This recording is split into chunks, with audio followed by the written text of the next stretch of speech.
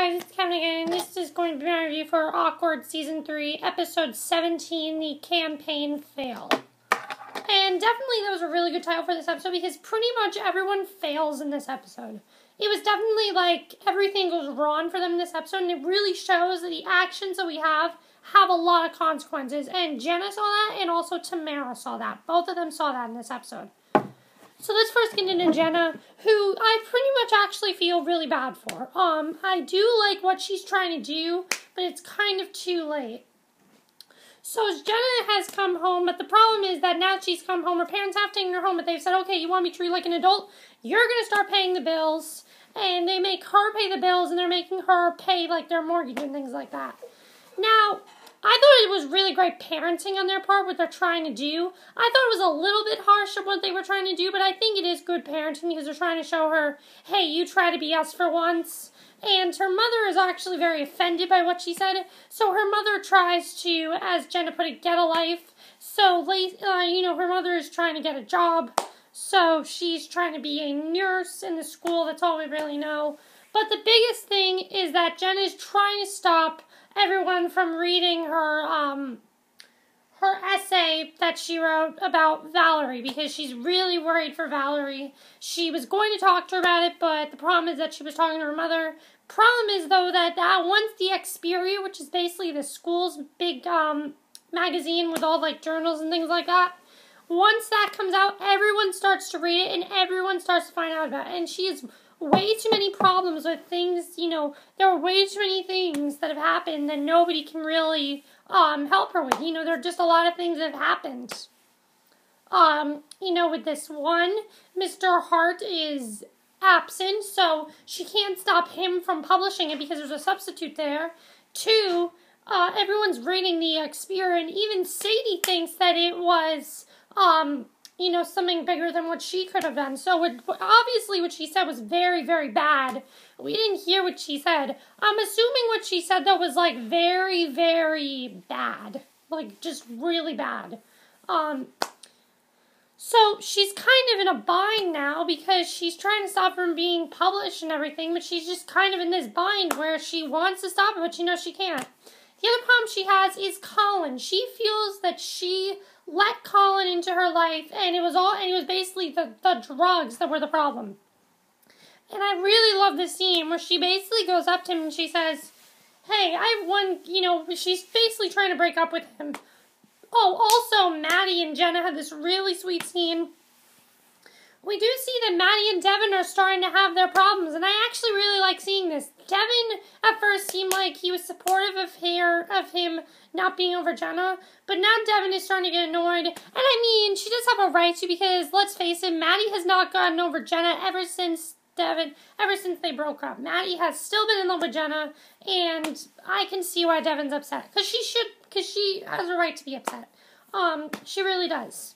And, so yeah, I really like seeing that, and, so yeah, I like that scene. But then she goes to Collin, and she talks to Collin, and she says, did you sleep with Angelique and everything? And she basically finds out that him and Angelique have been sleeping together, forever now.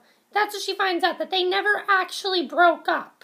And he says, clearly to her, he says, well, I thought I told you that I wasn't ready for a relationship. And I'm like, what do you call this then? A friendship? No, this is not a friendship. She, was your girlfriend, and you're not admitting it. And then he says, this relationship. And then she's like, oh, so you call it a relationship now. And basically she said that he was the one who made her lose her friends and made her, be so mean to her parents to get her kicked out of her house. And this is true. He did all this stuff to her, and he says, oh, that's on you. That was your fault. You did this to yourself. Now you have to deal with the consequences. And I'm just like, Collin is such a jerk. And she even said it. She said that he's an asshole. He really is. Because all this time, you would have thought that he thought he was in a relationship. But now that we think that he didn't even think this was a relationship and that this was just like a fun thing while he was sleeping with his ex-girlfriend the whole time, Collin is by far the most such a douchebag, and he's a terrible person, and Jenna just feels really bad for what has happened. On top of this, though, here's a great thing. Here's the other thing that, not great, but here's something else that I really liked. She's trying to get her friendship back with Tamara and Ming. You see that they clearly have started this really big friendship, and they don't want to be part of hers. Because something happens to Tamara, and I'll get to that in a second, but when Jenna tries to talk to her, Tamara said, she gives Tamara a hug and everything. It seems like everything's okay, but then she says, have you seen Ming? Could you really use a friend right now?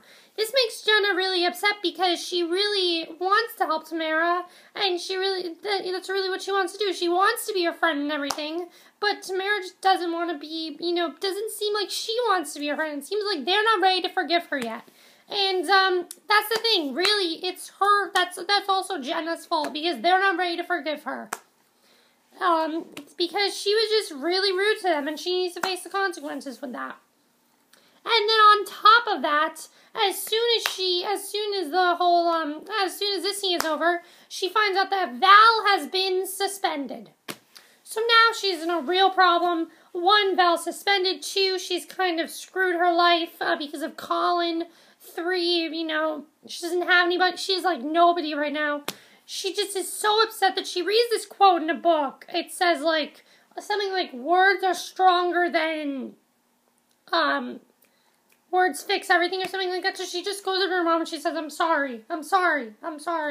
And she just starts to break down, says, I'm sorry. And you can see her mom's upset too. And I love the way they ended it because it really showed that Jenna is trying to move on. But she basically sees that she has screwed her whole life over. And everyone around her does not want to talk to her except for Matty. They don't want to be a part of it. And also with Matty, we found out that he actually, at that, when he had picked her up, he actually, left Devin for Jenna, basically, which I thought was interesting to see. So I really like the main plot. I like where it's going. And I really like that Jenna's trying to fix everything, but it's just too late for her to do that. So I like that. The other thing she was trying to do was actually help Tamara out with her campaign, because as you remember last week, Tamara actually ran for the campaign, and she's just doing this as a fun thing to show Jake that, oh, you're not passionate about this, why should I be?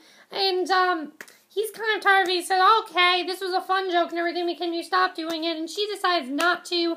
Ming is trying to get the Asian Mafia to vote for Tamara, but the Asian Mafia says we can't reveal our identity, so we really shouldn't. So, that doesn't really end up going well. But when the campaign speeches come, basically what happens is it kind of turned into this debate between Tamara and Jake. It really turned into this big debate between them where she starts talking about how, she wants to do all these things and, help everyone. But Jake says, oh, do you really want this person as your president? Do you really think they're a good president? We find out a lot of stuff. When we find out that, she, for example, I love some of the stuff that he said, she fakes her period when she's in gym, she does that just to get out of gym. I thought that was really funny. And the thing where we find out that her hair and eyelashes are fake, that was really funny. I thought that whole scene was very funny. And, it seemed like everything's just like a playful fight or whatever. That's what it seemed like. And, it just seemed, and Tamara actually ends up winning the campaign. And this really pisses Jake off. This just pisses him off. It really does. And I was actually very surprised to see that Jake was so passionate about that. I knew he was passionate about this, but I didn't think he would, screw Tamara over this much, because it really does. She's she thinks everything's okay, but he says, oh, no. You don't understand. You clearly don't see, he basically says, you clearly don't see how important this is to me and how much I love to do this and everything. And she said, well, you weren't so passionate about it, so what's the problem? I thought you were okay with this. And he said that he was never okay with it. And he said how it always seems like that he said basically he basically gives his example of what would happen if I joined your cheerleading. She said she would really like that, but it really isn't working, because what he's trying to say is that she basically did something that he was very passionate about, and she turned into a big joke, and he didn't find it funny. And as a result, Jake basically says, okay, you screw me over, I'm gonna screw you over. We're done. And he breaks up with Tamara. Am I surprised? No, I'm really not surprised. I had a feeling that this was going to happen from last week's episode. I really didn't want to think it was going to happen, but it did happen. And as far as them breaking up, is this a good thing? Yes, I do think this is going to help Tamara grow a lot. She's going to see that it's not all fun and games when it comes to relationship. And she has been kind of controlling to Jake. I will admit that. She has been very controlling. And what I also like is that they're kind of showing more of Jake's perspective of this. Really, Jake is usually a background character and he just agrees to whatever Tamara does. But we really got to see that Jake, Jake is more of like what he wants to do. He really wanted to win this campaign. He really wanted to be a part of it. He loves being the class president. He loves doing all this stuff. And Tamara took it away from him. So yeah, he does have a right to be upset. On the other hand, though, it was a little rude for Jake to just, like, break up with her and everything. I mean, he wasn't being exactly, he didn't want, like, big and, he didn't want it to be all big, though. It really showed that if you're small, he just didn't want it to be small, and he always wins. She just wanted to inspire him a little bit. So I see both points here. I see where both of them are going. But am I upset they broke up? No, I'm not really, because I'd like to see where this is going to go. It definitely has created a lot of conflict, and partially this is for Jenna. Jenna is a big part of this, because if Jenna had not, gone to this bad side, maybe she could have helped them out with this. But the problem was that she wanted to vote for Tamara. She didn't really know the whole story about everything.